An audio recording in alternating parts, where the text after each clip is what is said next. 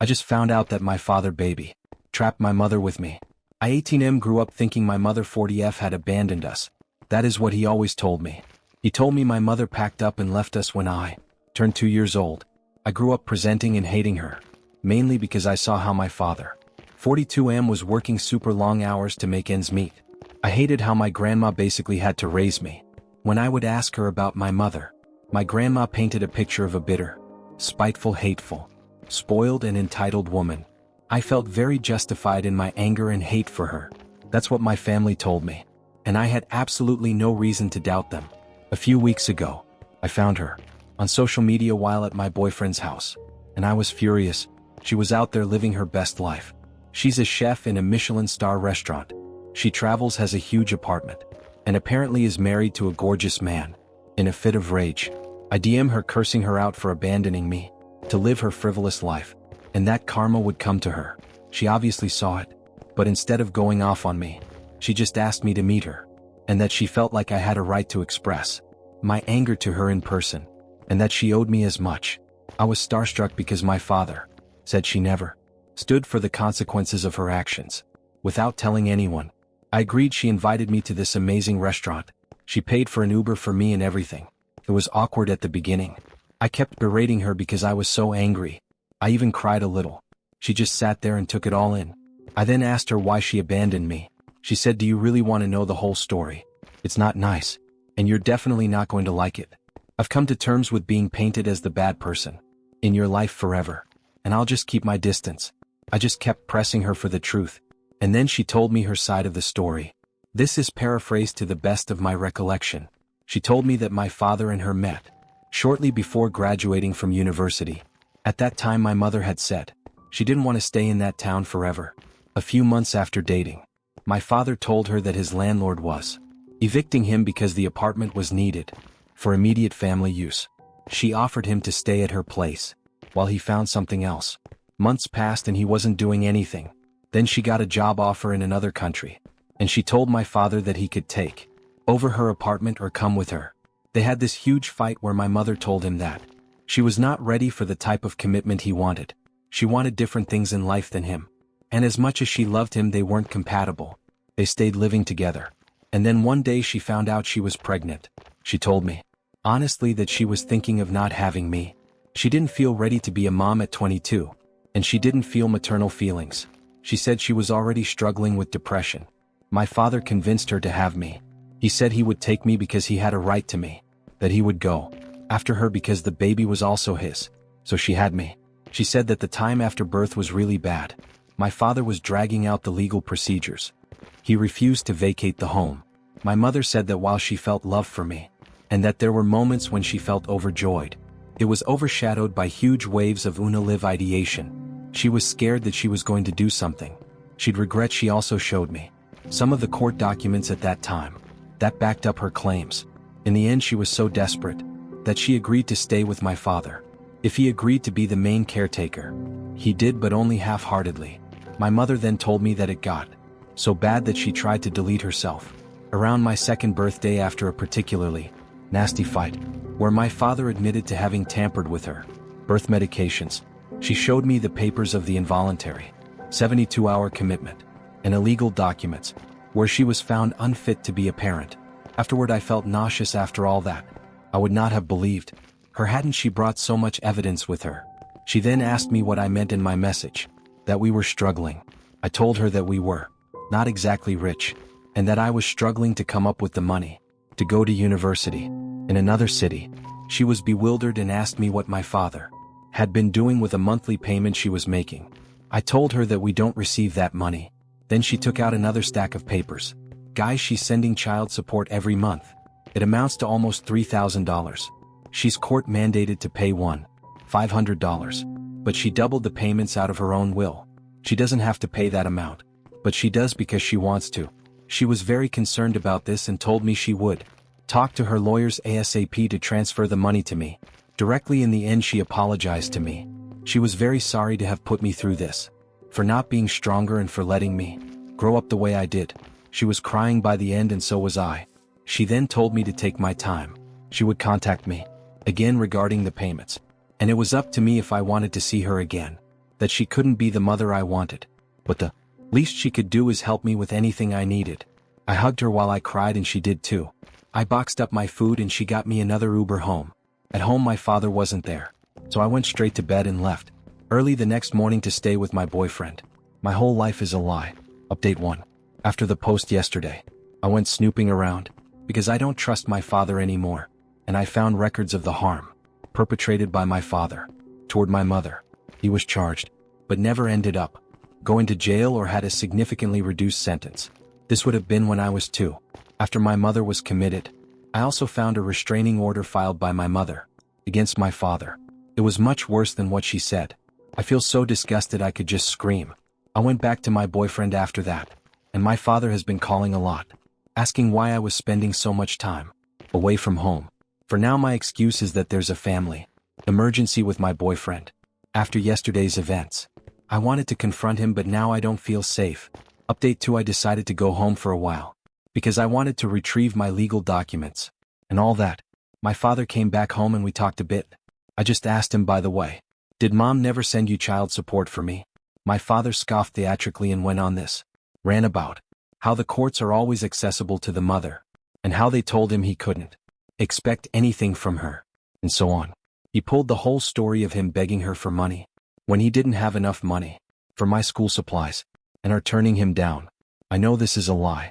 My mother kept itemized records of all her money wires to my father every month since she had a job, meaning for over 15 years she has sent my father money. In the beginning she sent him $400, then $600, then $1,000 and eventually $3,000. Then he kept talking, saying how hard it was, that he wished he would have gone after her more, but that the courts were not in his favor. He told me how, even now, we were barely able to go paycheck to paycheck. His rent was surreal. After he left to God knows where, I went snooping through his room, where I found a stack of cash in a sock drawer. It was over $5,000 crammed in the back of his drawer. Things are getting worse and I feel so weird. I cannot describe the egg. I have all my documents and wrote to my mother, so we could maybe meet again. I just found out that my father baby trapped my mother with me. I 18M grew up thinking my mother 40F had abandoned us. That is what he always told me. He told me my mother packed up and left us when I turned 2 years old. I grew up presenting and hating her, mainly because I saw how my father 42M was working super long hours to make ends meet. I hated how my grandma basically had to raise me. When I would ask her about my mother, my grandma painted a picture of a bitter, spiteful, hateful, spoiled and entitled woman. I felt very justified in my anger and hate for her. That's what my family told me, and I had absolutely no reason to doubt them. A few weeks ago, I found her on social media while at my boyfriend's house, and I was furious. She was out there living her best life. She's a chef in a Michelin star restaurant. She travels, has a huge apartment, and apparently is married to a gorgeous man. In a fit of rage, I DM her cursing her out for abandoning me to live her frivolous life, and that karma would come to her. She obviously saw it, but instead of going off on me, she just asked me to meet her, and that she felt like I had a right to express my anger to her in person, and that she owed me as much. I was starstruck because my father said she never stood for the consequences of her actions. Without telling anyone, I agreed. She invited me to this amazing restaurant. She paid for an Uber for me and everything. It was awkward at the beginning. I kept berating her because I was so angry. I even cried a little. She just sat there and took it all in. I then asked her why she abandoned me. She said, "Do you really want to know the whole story? It's not nice, and you're definitely not going to like it. I've come to terms with being painted as the bad person in your life forever, and I'll just keep my distance." I just kept pressing her for the truth, and then she told me her side of the story. This is paraphrased to the best of my recollection. She told me that my father and her met shortly before graduating from university. At that time my mother had said she didn't want to stay in that town forever. A few months after dating, my father told her that his landlord was evicting him because the apartment was needed for immediate family use. She offered him to stay at her place while he found something else. Months passed and he wasn't doing anything. Then she got a job offer in another country, and she told my father that he could take over her apartment or come with her. They had this huge fight where my mother told him that she was not ready for the type of commitment he wanted. She wanted different things in life than him, and as much as she loved him, they weren't compatible. They stayed living together And then one day she found out she was pregnant. She told me, honestly, that she was thinking of not having me. She didn't feel ready to be a mom at 22. And she didn't feel maternal feelings. She said she was already struggling with depression. My father convinced her to have me. He said he would take me because he had a right to me. That he would go after her because the baby was also his. So she had me. She said that the time after birth was really bad. My father was dragging out the legal procedures. He refused to vacate the home. My mother said that while she felt love for me, and that there were moments when she felt overjoyed, it was overshadowed by huge waves of Unalive ideation. She was scared that she was going to do something she'd regret. She also showed me some of the court documents at that time that backed up her claims. In the end, she was so desperate that she agreed to stay with my father. If he agreed to be the main caretaker, he did, but only half-heartedly. My mother then told me that it got so bad that she tried to delete herself around my second birthday after a particularly nasty fight, where my father admitted to having tampered with her birth medications. She showed me the papers of the involuntary 72-hour commitment and illegal documents, where she was found unfit to be a parent.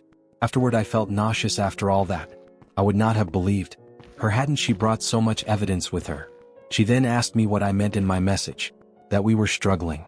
I told her that we were not exactly rich, and that I was struggling to come up with the money to go to university in another city. She was bewildered and asked me what my father had been doing with a monthly payment she was making. I told her that we don't receive that money. Then she took out another stack of papers. Guys, she's sending child support every month. It amounts to almost $3,000. She's court mandated to pay $500. But she doubled the payments out of her own will. She doesn't have to pay that amount, but she does because she wants to. She was very concerned about this and told me she would talk to her lawyers ASAP to transfer the money to me directly. In the end, she apologized to me. She was very sorry to have put me through this, for not being stronger and for letting me grow up the way I did. She was crying by the end, and so was I. She then told me to take my time. She would contact me again regarding the payments, and it was up to me if I wanted to see her again. That she couldn't be the mother I wanted, but the least she could do is help me with anything I needed. I hugged her while I cried, and she did too. I boxed up my food and she got me another Uber home. At home, my father wasn't there, so I went straight to bed and left early the next morning to stay with my boyfriend. My whole life is a lie. Update 1.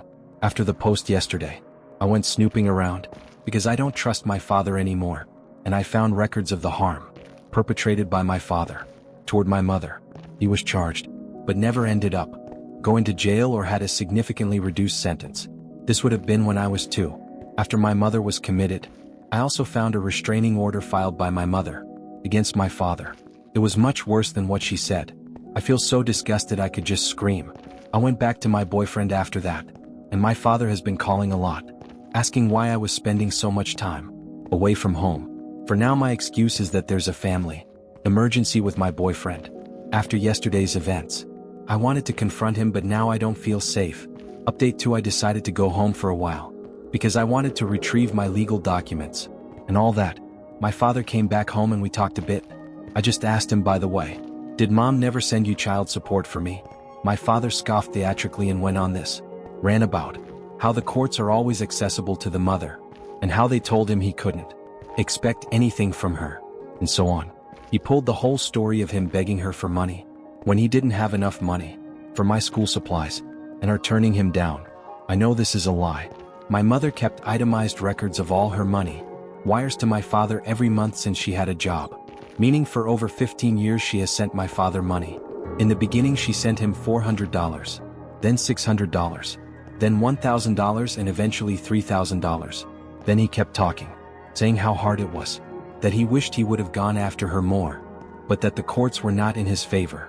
He told me how, even now, we were barely able to go paycheck to paycheck. His rent was surreal. After he left to God knows where, I went snooping through his room, where I found a stack of cash in a sock drawer. It was over $5,000 crammed in the back of his drawer. Things are getting worse and I feel so weird. I cannot describe the egg. I have all my documents and wrote to my mother, so we could maybe meet again. Now on to the next story. Story 2. My family's history of rebuffing me until I was forgotten again on my parents' wedding day. I did this to ruin them. I, 17F, was recently forgotten about on the day of my parents' wedding. My parents have been together for about 25 years, but they never actually got married. That's why when my dad, 50M, proposed to my mother, 49F, on their anniversary, which they have always celebrated on the date my mother found out she was pregnant with my eldest sister, even tough they were already together before.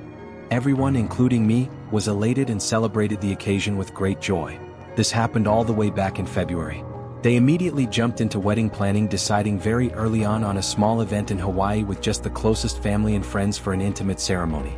Almost immediately my mother asked my sister, 25F, to be her maid of honor, and my dad asked my brother, 22M, to be his groomsman. I wasn't surprised or offended by this. My sister had always been a mommy's girl and they both enjoyed spending time with each other, shopping and socializing, so they had a very close bond, and the same goes for my father and brother. They always played football together and messed around with cars. My father even trained my brother's team for a while in middle school. That had always left me as the odd one out. I tried to insert myself on my family's hobbies and groups that they had within our home, but was always rebuffed. Maybe they could sense that my interest on their activities wasn't all that genuine, or maybe they just didn't care. Either way, I was used to being the last and least important member of my family. Mom had sis and dad had bro, my parents had each other, and my two siblings were closer to each other than they ever were to me, leaving me very lonely and isolated in my own home. During the preparation for the wedding, initially it was suggested that I be the flower girl, but my sister thought that role would be more appropriate for her daughter, 3F, so that idea was quickly tossed away. Later on, my maternal grandmother suggested that I might read a poem or do a little bit of a speech during the ceremony, but both my parents refused because they wanted the wedding to be low-key, and they didn't think a cheesy and sappy speech would fit their vision, their literal words. I was still okay with all of this, even though it hurt to know I would be the only member of the family to not actually be part of the wedding party or have any role at all on the day. As the day approached, my parents and siblings got more and more caught up on all the wedding planning.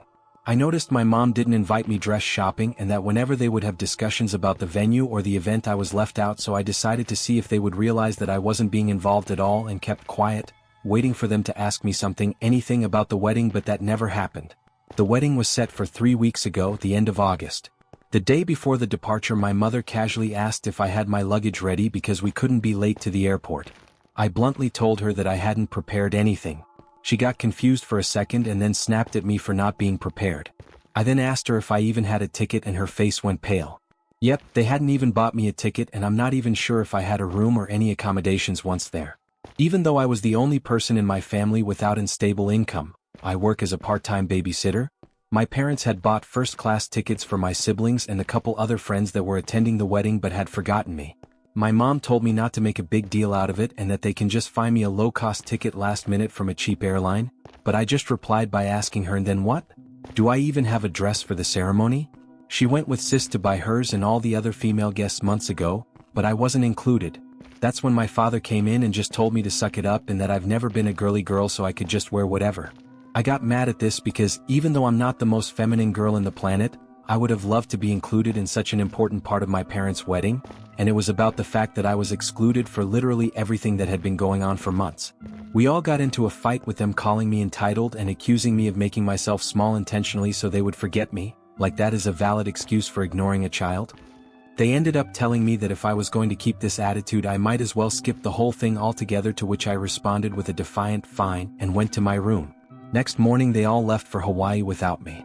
The ceremony was really small, but they all posted loads of pictures on Insta and Facebook about how perfect and magical that whole week was being.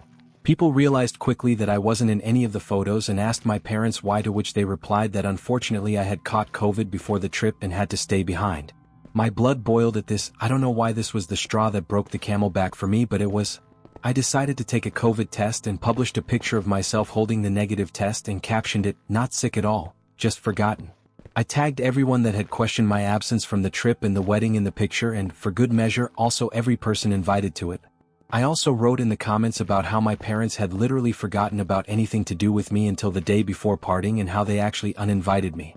Most people were on my side and others couldn't believe it and thought there must be something more to the story than what I was saying, but one thing is for certain, I completely ruined my parents' wedding, and their day was overshadowed by my confession.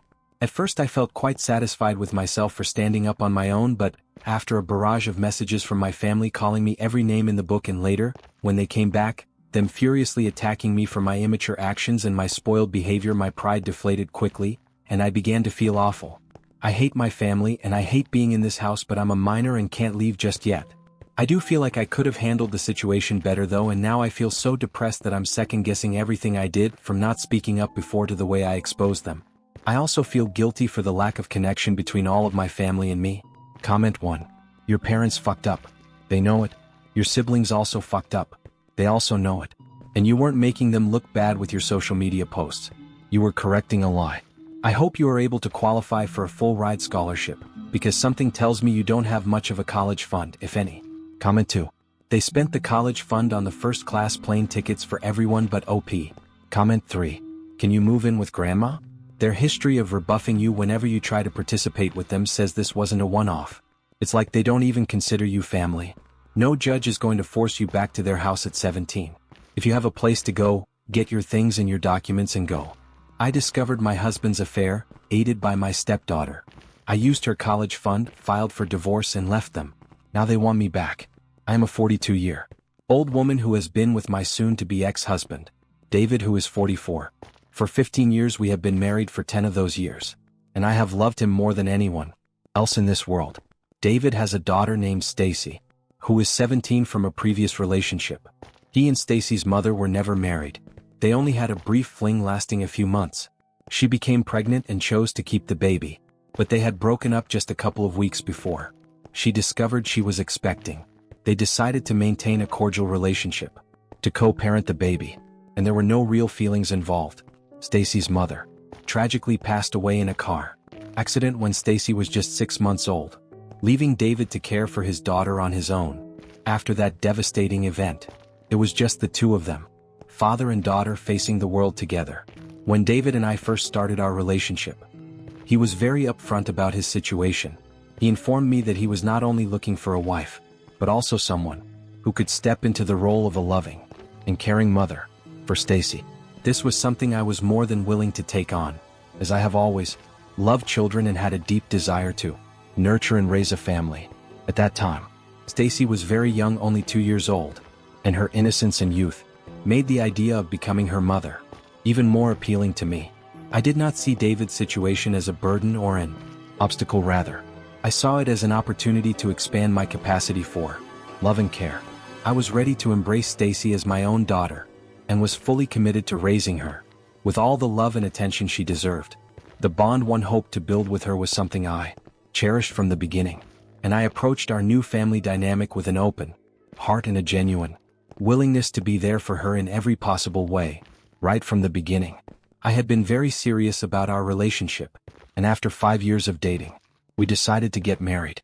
Our life had its ups and downs, but at the end of the day, I always thought that he loved me just as much as I loved him. I had absolutely no reason to believe that he might have been cheating on me, because even up until a couple of months ago, we had been talking about celebrating our 10th marriage anniversary with a family trip to some exotic place, and he had been pretty excited about it. People who cheat on their wives don't act that excited about a trip with their family, so I really hadn't seen this coming. Anyway, about 6 days ago, I found out that he had been cheating on me for the past 7 months with his county worker. I had just been at work, minding my own business, when I received an email from said co-worker. It had all the details of their affair, and she had even attached proof of text conversations, phone calls, and even pictures of them together at places on days that he had told me he would be away for business trips. But those trips were really just romantic getaways with his affair partner, which I had no idea about. I was in shock when I received that email and went home immediately, not knowing what else to do. At that moment, nobody was home, since Stacy was spending the day with a friend, and David was at work.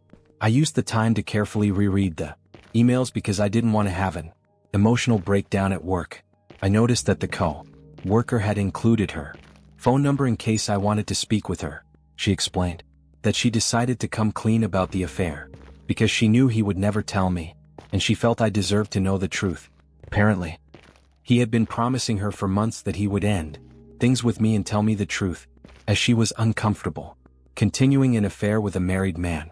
I guess her conscience had kicked in all of a sudden, or whatever, but anyway, apparently David had been promising her that he was going to tell me the truth. I even had screenshots of that. He had told her that he was going to end the marriage with me, and be with her wholeheartedly.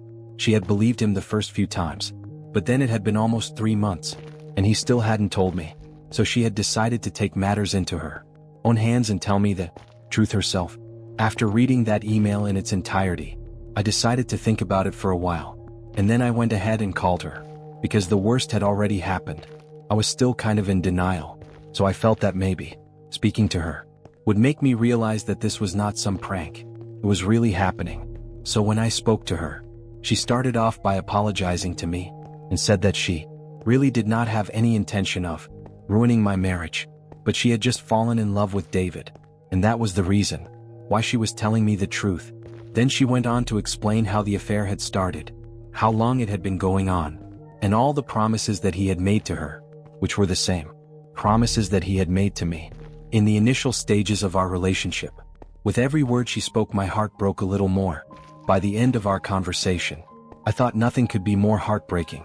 But then she revealed that Stacy had known about the affair all along and had been helping David cover his tracks.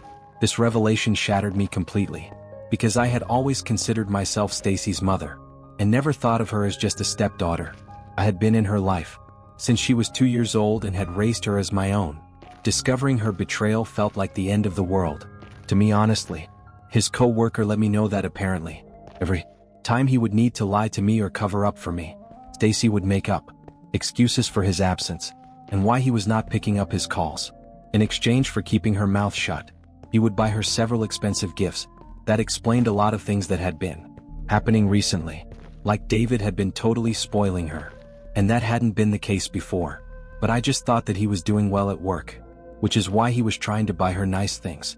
He had also given me a lot of jewelry and clothes, so I had just assumed that this new habit of giving us gifts so frequently was because of how he was doing at work. But I guess not.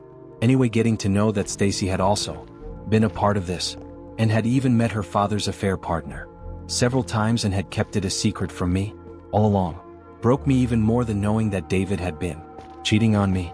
So after that phone call, I decided to pack up my things and move out of that house, because I just did not want to stay there anymore and wait for the two of them to come back home. I felt betrayed and I just couldn't even stop crying. I did not want to give David the satisfaction of seeing me like that. So I packed up a couple of things and then drove to a hotel out of town and turned my phone off, because I honestly did not want to be contacted by anybody. That day I was extremely upset and ended up drinking myself to sleep in the hotel room. The next morning, I had to turn my phone back on to call in sick to work, and I found that I had about 1,000 unread texts and missed calls from David and Stacy. I didn't feel like responding to any of them. However, I did notice a text from a guy at the car dealership I had been talking to about buying a new car. I had been holding off on purchasing it to save more money since it was quite expensive. Additionally, I had been saving for our anniversary trip and Stacy's upcoming 17th birthday, as I had been considering gifting her a new car instead of buying one for myself. Anyway, when I saw that text, I remembered how I had planned to give Stacy a car for her birthday, and it filled me with overwhelming rage.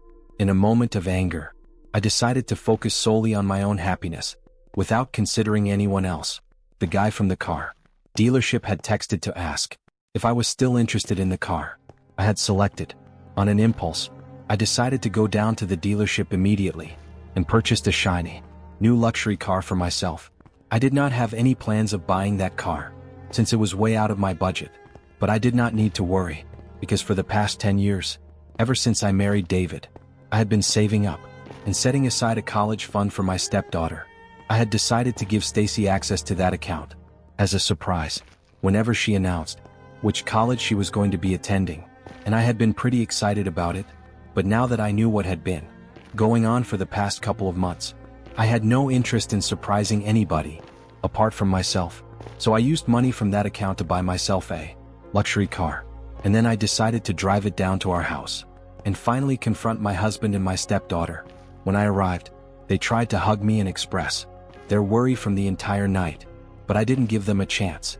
I immediately announced that David's co-worker had contacted me, and I now knew the full truth of what had been going on behind my back. I expressed my deep disappointment in both of them.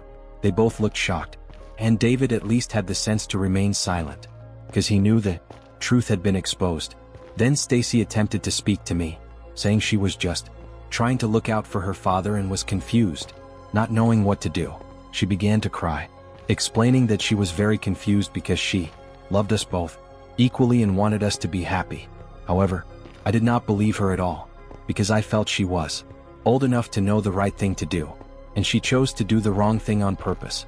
Besides, I was certain that the gift she received from her father helped her stay quiet about the entire situation. I didn't believe a word she said, and I told her as much.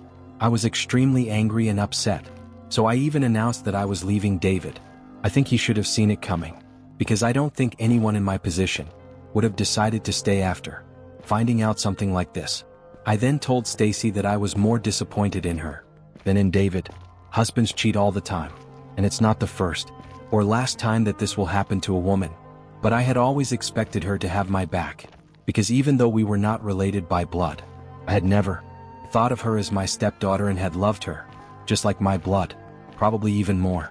It was her lies and betrayal that had hurt me even more than what her father had done. So I had decided that the college fund that I had been setting aside for her all these past years was not something that she was worthy of anymore, and I would be leaving both of them behind now. It was difficult for me to say that, and I nearly choked up, because they had been my family for the past 15 years. But after telling her this, I decided to walk out, without even giving them a chance to explain, and went back to the hotel. They kept calling me, but I did not stop, and they even followed me out. I'm pretty sure they saw the new car I got and drove away as quickly as I could. After that, I had wanted to block them, but I just couldn't do it because emotionally, I'm still struggling to process whatever is going on with me. For the past 5 days, they have been trying really desperately to get back in touch with me and keep texting me almost every hour and trying to call me, but I just don't know what to say to them. So I just read all their messages and let it be. For the first couple of days, David tried to persuade me to forgive him, but when he realized it was futile, he shifted to apologizing, acknowledging that I deserved better, and asked me to reconsider my actions towards Stacy. He argued that she was just a child and should not have to suffer for his mistakes. Stacy also sent similar messages, admitting her wrongdoing and expressing her desire for a second chance, stating she always considered me her mother and was deeply sorry. I had been ignoring all of these messages until yesterday, when I received a text from David saying he was tired of apologizing without any response and needed to know if I intended to return to the family. That really pissed me off, because it was he who had messed up, and now he had no right to take that tone with me. So I texted him back immediately and said that I had already spoken to a lawyer and filed for divorce, which was not true. I was still trying to process everything and hadn't had the chance to speak to a lawyer yet, but he didn't need to know that.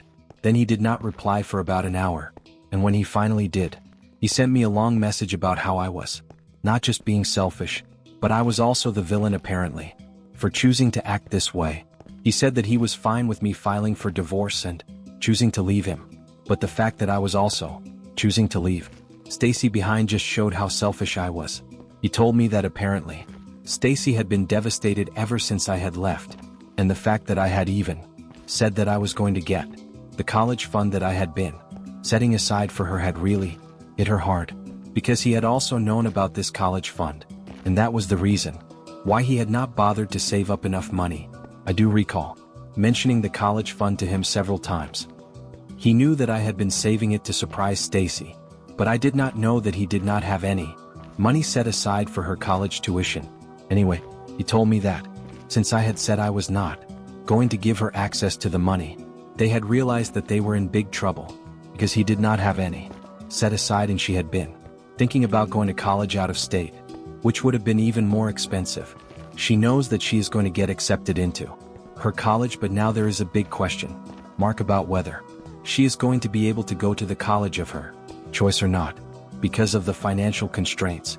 He thinks that I am the bad guy for rubbing this in her face and saying that I won't let her have access to her college fund, even though I had been saving that money with the intention of giving it to her eventually.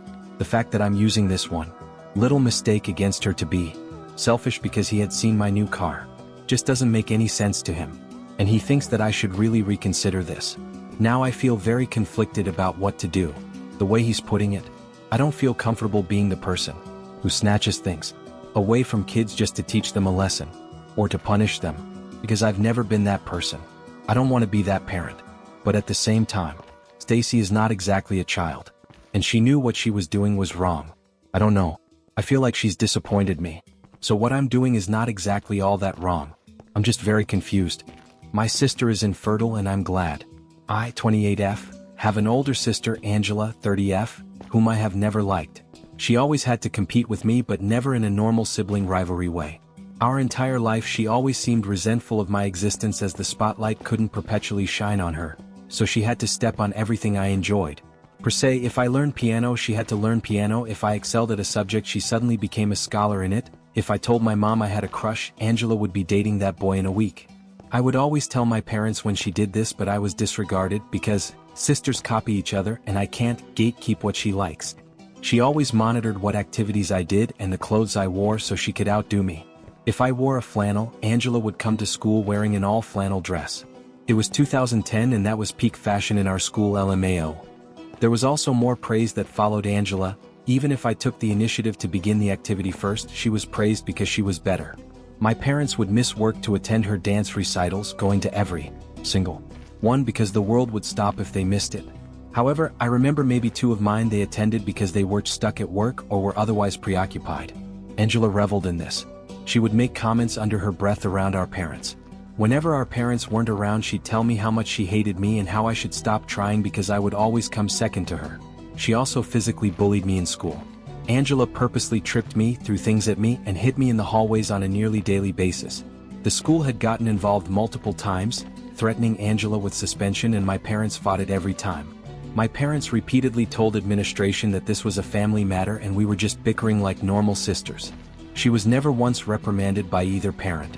Once Angela was caught impaling a cat on the school fence and my parents still defended her, saying this was normal teenage behavior. I often was in trouble as Angela would start crying, saying how she was being targeted by the school when I had antagonized her. After one of these occasions, Angela cut and bruised herself to prove to Dad that I was the aggressor. I became a pariah due to Angela's malicious rumors about me, so it was difficult for me to make friends. I resorted to only befriending people from other districts. Angela eventually made sure I had nobody by stalking them, befriending them, telling all my friends lies about how I was favored by our parents, and I constantly bullied and belittled her. She even stole boyfriends of mine doing this, convincing them I was horribly mean and an awful person that copied her every move. Once she catfished me on MySpace for 4 months, and baited me into sending her nudes, which she proceeded to send my parents and everyone in school, including teachers. Later on, she told one of the boys I liked that those were actually her pictures and I had catfished her. The day of my high school graduation, my mom sat me down and told me Angela revealed the horrid abuse she'd suffered at my hand and I was no longer welcome in their home. After moving out the next day, my parents made very few attempts to communicate with me, only the occasional holiday and birthday text. All financial aid was also abruptly ended as soon as I stepped foot on campus. I met my now husband shortly after this, and we were married within a year. They did not feel inclined to attend my wedding or even congratulate me. I informed my parents when I had my first child 8 years ago as an opening, but they have made no attempt to contact or meet any of my 3 children. Best I know of Angela now, from what I've heard, is that she got married to one of the boyfriends she stole from me in high school, and she's been posting about her infertility issues and how she can't offer my parents their first grandbaby. After years of silence, I received a text at 8 this morning from my mother that I will copy and paste below. Hey, name, it's me, your mama. We haven't talked in a while and I surely miss you terrible. I wanted to let you know your sister just had a miscarriage earlier this week. Angie and Justin are struggling a lot right now. Send something a little sweet her way, I'm sure she'd appreciate it. Get back to me, I love you. I hate to say it, but I'm glad she's suffering. I'm glad she doesn't get to be a mother.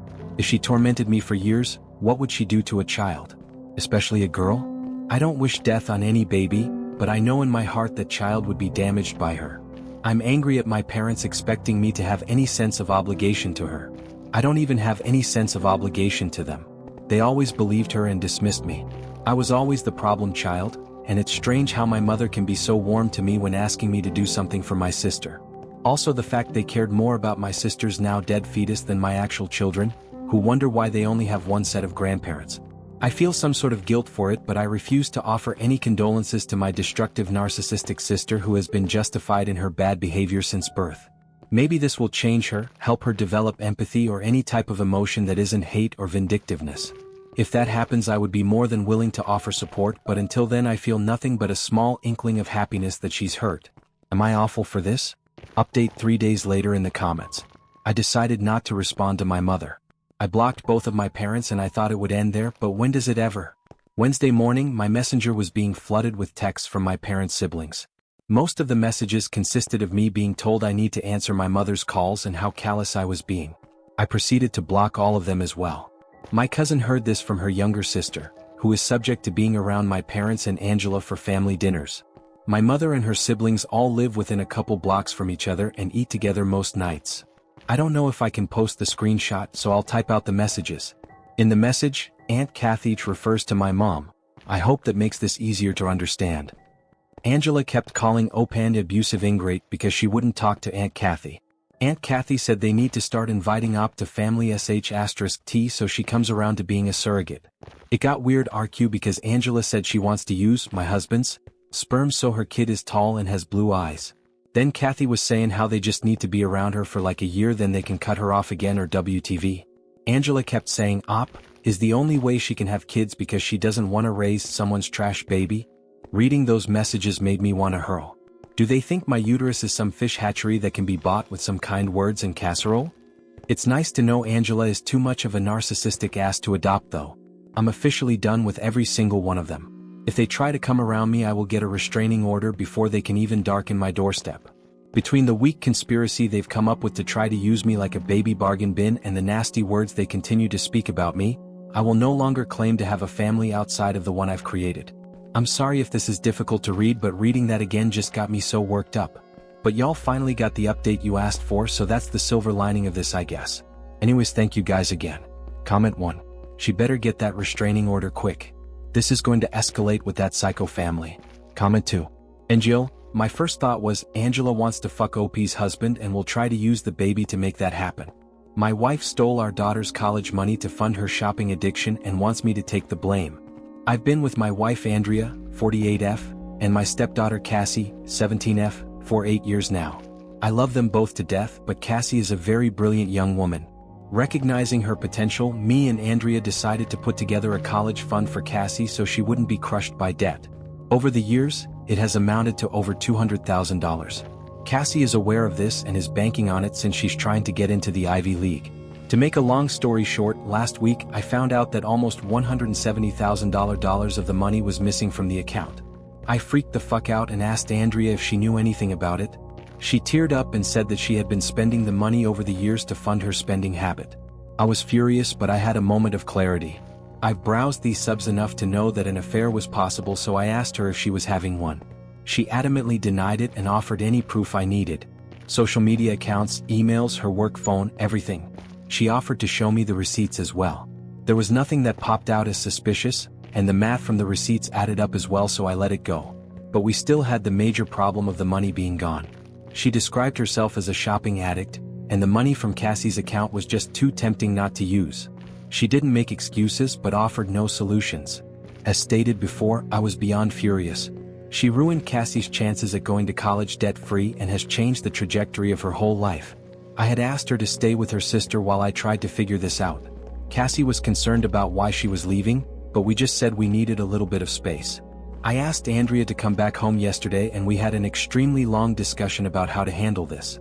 She stopped me from talking and asked a favor of me. She asked if I could take the fall for her. For context, her and Cassie don't get along for a variety of reasons, and knowing how independent Cassie is, she will probably leave right after college if not during. In fact, me and Cassie get along very well and she comes to me for a lot of her issues. Andrea fears this will permanently drive Cassie away and she doesn't want to lose her. I told her that before we even talk about that, she needed to acknowledge her mistake and own it. She needed to go to individual therapy, we needed couples counseling, she needed to find a shopaholic support group, and that I would be controlling the finances from now on. She said those terms were steep but fair. I said she needed to tell Cassie what she did, apologize and hope for the best. She refused and said she could never lose Cassie. She said I could survive the mistake but she couldn't. I told her that in order to even consider me taking the fall, she needs to agree to my terms. I don't know what the hell to do. The last thing I want to do is lie to Cassie, but I don't want Andrea and Cassie to split up forever. And the worst part about this whole thing is that Cassie's life is ruined either way. And I don't know how to replenish the money other than maybe borrowing from my 401k. Reddit, do you have any suggestions? Divorce is always an option, but I love Andrea despite her mistakes, and me dating at age 52 is next to impossible. Edit. After everyone in here knocked some sense into me, I realized I can't lie to Cassie. I love her too much and she deserves the absolute truth, no matter how ugly and hard it is. I will be talking to Andrea and telling her that we need to tell her the truth together as a condition of us staying together, or else I will initiate divorce proceedings and tell Cassie anyway. Also, as someone suggested, I don't need her trying to flip the script on me, so I'll record our interactions going forward. Edit 2. I want to thank everyone here for really opening my eyes yesterday. You're all right, I need to put Cassie first, and like I said, I'll be telling the absolute truth. Even if she gets mad at me and disowns me, at least I'll know I did the right thing. In addition, I'm going to pay for her college myself. I can pull money from a couple of places such as my retirement and inheritance, so it'll be okay. If I have to live a little frugally during retirement and work a few extra years, then so be it. Cassie is worth it. I honestly doubt her mother is going to sell her stuff, so that's why I'm taking this route. As for Andrea, I've been criticized for wanting to let Andrea off the hook, so to speak, but it's easy to say when really deep feelings aren't involved. That being said, I don't think I can stay with her. What she did is horrendous and she ruined our daughter's future for her addiction. We had a long discussion late last night and I threatened divorce unless she told Cassie the truth. She begged me not to do this, but I put my foot down and eventually she agreed, but only if I agreed not to divorce and I helped to repair their relationship. I likely won't be doing either. She made her bed so she can sleep in it. So if I have to update, I'll probably just make a whole new post. Thanks a lot, guys. Relevant comments. Comments 1. How could you not have noticed? Weren't you getting a 1099 and noticing less interest? To answer your question, I had really nothing to do with the account other than contributing money. I just took her word for it. She showed me statements from time to time, so I had no reason to suspect anything. Plus, we have separate finances, except for a joint account for household expenditures and bills. Although Cassie is my daughter, officially I'm only stepdad, so Andrea handles all matters related to her finances unless Cassie asks me for something directly. Also, I wasn't the lone contributor. Her grandparents on both sides contributed, as well as my own parents. I only discovered what was going on when my wife left a statement out in the open. I'm now believing she simply pocketed whatever money she got and doctored the statements. I knew the amount that was supposed to be there because a lot of the money came in the beginning. Her grandparents initially contributed $75,000, mine contributed another $30,000, and the amount that I added over the years. Comments 2. Don't take from your savings to pay Cassie back, take from your wife's. I asked her to take money from her account to pay her back. She said protecting her retirement is important to her and that she could take out a loan since her credit is excellent. Surprisingly enough, she doesn't run up her credit cards. Now I know how. Also, I'm hesitant to do this. I understand everyone wants her to fry for this, and I do too. However, if I'm to stay with Andrea, I don't want her to have to continue working until she's dead. I would like to enjoy our retirement together. My retirement is very healthy, plus I have a few investments and an inheritance. I could survive the hit. The most important thing is Cassie gets to go to whatever school it is she wants and not have to worry about it. The comments are right. I'm not letting Andrea off the hook. She's going to pay for this and she will be telling Cassie. Comment 3. Why Andrea and Cassie don't get along. Andrea is a widow, and Cassie took the death of her father very hard since she was so young. According to Andrea, a lot of their problems started there out of grief and anger. Then Cassie grew up and she's developed into a bit of tomboy. Andrea is a kind of a girly girl and doesn't relate to Cassie dressing up tomboyish. They don't agree on much. Cassie wants to be a physicist. Andrea wants her to do something that has more money-making potential. Plus there's usual teenage daughter and mother strife. They have screaming matches that I have to intervene in. Update. I won't be staying with Andrea. After my final update on the original post, I talked to Andrea deep into the night. She went back and forth with me on admitting to Cassie what she did. She said that she or even both of us could get loans and take care of the money then. I said she had a problem and she needed to make amends, which was a talking point from here. When I threatened her with divorce, she agreed to tell her so long as I don't divorce her. I guess she's afraid of losing everything. That afternoon we sat Cassie down and told her the facts. She thought we were just kidding at first, but when she realized weren't kidding, she got extremely upset. I'll spare you the details, but she and Andrea got into an extremely loud and vicious shouting match. Cassie called her some truly awful names and Andrea, while she didn't curse at her, tried to defend herself but started getting angry at the name she was being called. They were so loud, the neighbors called the police. I had to awkwardly explain the situation to them while hoping they didn't think I was some kind of wife beater. Cassie told Andrea that she never wanted to speak to her again, and that she never wanted a dime of her money, and stormed off. I asked Andrea at this point to stay with her sister indefinitely while we give Cassie and me some space. She didn't want to go, she fought me to stay, but I told her me and Cassie needed time apart from her. So she packed her stuff and went to her sister's house. As for Cassie, she went to her room and locked the door. She let me in after I told her that her mother had left. She cried in my arms and expressed that her future was now ruined. I told her it wasn't, that I would cover her college from my retirement, and that I would make it right. She doesn't exactly know what a 401k is yet, but she told me that she doesn't want me to work until I'm 90 like the people at Walmart just because of her. I just told her she's worth it, and that you do stupid things for the people you love. She said that she would start looking for scholarships and maybe other schools where she could get a full ride since she has excellent grades and extracurriculars. I then admitted Andrea wanted me to take the fall for her and that I had considered it, but I came to my senses. She got upset with me and told me that would have been the stupidest thing I could have done. She said she wouldn't have believed I did it anyway, and it only would have made her more upset at her mother. She told me that she doesn't blame me and that she's not mad at me for the money being gone, but she is mad that I'd want to cover for her mother. I apologize for that. We talked and cuddled for a while longer before calling it a night. The next morning I get a call from Andrea's parents asking if the story was true. Cassie had told them the story and they were calling to confirm. I had the voice recordings and bank statement to prove it. They were livid, but begged me not to leave Andrea for this, and to try and help her through her addiction. I told them I wasn't sure about that yet and hung up. A while later my parents called and asked me about it. I confirmed. They were probably more mad than Cassie was, all things considered. They're threatening to press charges. I told them to calm down and that I would handle it. Cassie is doing okay, she's still a little shell-shocked, but she seems to be taking it as well as one could hope for. I made her pancakes this morning and that seemed to brighten her mood a bit. I asked her if she wants to do therapy. She said she'll think about it. I will be doing therapy for myself. Andrea has been calling to talk, but I'm just letting it ring, so she's leaving voicemail. She's offering anything to make it right. Money, sex, favors, you name it. But it's not going to work. I feel horrible for Cassie, and especially so close to Christmas. I think I'm going to get her Billie Eilish ticket since that's her god. It won't make up for it at all, but it could go a long way to helping her feel better. So that's it for now. I guess I'll update if anything further happens, but I think this is pretty much it. Thanks all, you've been a tremendous help. Edit, I forgot to add, I watched my credit like a hawk, so there was nothing suspicious there, but it's going to locked. I'll be going to my accountant next week to have Andrea removed from everything meaningful. Life insurance, will, bank accounts, etc. And I'll be adding Cassie. I've started changing passwords and the like so Andrea doesn't have access. I'm stringing Andrea along with non-divorce until my accounts are secure.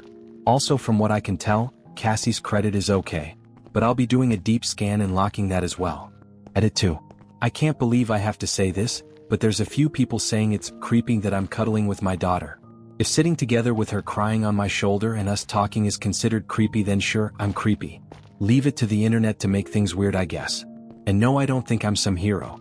I'm just trying to do the right thing. Relevant comments. Comment 1. Don't cash in your retirement, make Andrea sell her stuff. Sorry, forgot to put it in the post. She doesn't want to sell her stuff and is just offering to get a loan. Comments 2. She shouldn't get a choice to not sell. You are letting this woman ruin your future. Why is this worth it? The answer is Cassie. She's smart, wise beyond her years in some regards, but still a teenager in many others. She's very proud and refused her mother's money. I asked her if she wanted the car, she said no. Asked if she would be okay with her mother paying her back, she said no. Like I said in the post, she wants nothing to do with her mother anymore, and that includes her money. That's probably just anger talking, and I'm hoping cooler heads will prevail. But I think there's a part of her that's embracing the challenge of figuring this out on her own, or at least without her mother's money. As for me, if Andrea wants all that stuff so bad that she's choosing it over us, she can have it. We'll be great without her. So in a way she is paying for all that stuff, in the most precious way, with her marriage and most importantly her child. Comment 3. You're letting her walk all over you. Maybe I'm wrong here, but I don't view it as her walking all over me. She's lost her marriage, her daughter, her family is furious with her, and her friends will likely drop her when they hear what she's done, and realize she's not as wealthy as she appears to be. To me, that seems like real consequences. I'm a big fan of The Twilight Zone, and this seems like one of those endings where the person gets what they want, but doesn't realize what they had to give up to get it. She can have her possessions, it just cost her everything to get it. To quote Jake the Snake Roberts, she's a victim of her own greed, wallowing in the muck of her own avarice. Plus she'll likely end up getting sued by my parents anyway. And if Cassie decides she wants her money, then I'll support her fully in getting it. My retirement will be fine. Let's just say my portfolio is very diverse and healthy. Plus I have an inheritance. I'm not bragging, just stating facts. Plus there is the chance Cassie gets a scholarship or assistance. New update. Hello everyone. First, I want to thank everyone here for helping me at such a pivotal time in my life. After rereading my original threads, I can't believe how indecisive and weak I came off in them. The prospect of my marriage ending and dying alone really kind of shook me to my core, and thus made me come off that way. I started therapy and it made me realize that being single wasn't the worst thing that could happen to me. In fact, I've turned my loneliness into solitude and have taken the time to work on myself. And if that last sentence didn't tip you off, then let me be the first to tell you that I'm single now. Me and Andrea are legally separated and currently in divorce mediation. Unfortunately, Andrea is still very much in denial and is trying everything she can to get me back, including delaying the divorce as much as possible so that we can work on our marriage. She claims that she's begun seeing a therapist who's helped her see the problem she has and has gotten her on the path to recovery. I don't know if I buy it, but I told her it's a good thing if it's true. She has also apologized to my parents, hers and her late husband's parents, for what she's done and offered to pay back the money. They've all forgiven her, but are keeping her at an arm's length. She's been desperate to reconnect with Cassie, but Cassie has kept her word and decided to never speak to her mother again, or at least until she's ready to. Andrea's wealthy friends she was so desperate to impress have been around our house offering their help. They may be nosy busybodies, but they were very nice to me and Cassie in the immediate aftermath of Andrea's betrayal. They offered everything from a shoulder to cry on, to baked goods to spa dates. I only ever really took them up on the baked goods because I will never turn down homemade lemon bars and oatmeal raisin cookies. Cassie did take them up on spa dates, so there's that. One woman in particular, Susan, has been around more often than the others. While I feel like the other friends were prying for information, she seemed more genuine and just there to help me and Cassie heal. She cooked meals for us, helped around the house, and just spent a lot of quality time with me in particular. We didn't ask, want, or need her to do any of this for us, but she did it out of the kindness of her heart and I really appreciate it. We've gotten a lot closer in such a short time, and I truly consider her a friend. It's actually amazing I could get along with someone who's so much younger than me, 14 years. Usually I have a hard time connecting with younger people, even if they're adults. But now we get to the most important part of this update. Cassie. As a cheer-up Christmas gift, I took her and one of her friends to Montreal last month to see her favorite artist Billie Eilish at this festival. She loved it, and Montreal is such a beautiful city to visit. All in all, she took the loss of her college fund pretty well. Cassie is a very hard-working person, and she put her nose to the grindstone trying to find a scholarship. Unfortunately, she missed the cutoff for most of the scholarships she could have qualified for, but the school of her choice is giving her a very generous financial aid package. In addition, she qualified for some local grants, so she got her entire first year covered. And yes, Cassie did thankfully get into her school of choice. In fact, she had many acceptance letters and full ride offers, but she had her heart set on her school of choice. In fact, I dropped her off last week. I'm extremely proud of her and I know she'll do well. I'm an empty nester now, all alone in this big house, and the silence is deafening, but Susan has been around to keep me company and I've taken up bike riding as a hobby. So all in all, things are okay, not great, but certainly better than before. And with that, I think I can put this saga to bed. The divorce will hopefully be finalized in the next few months and I can finally move on with my life. But the most important thing is that Cassie is fulfilling her dreams and potential, and I couldn't be happier about that. Great comment. Imagine losing your daughter over stuff like shoes and a car, and when given the opportunity to sell it to get at least a chance to make it right, the answer is, I don't want to sell my stuff.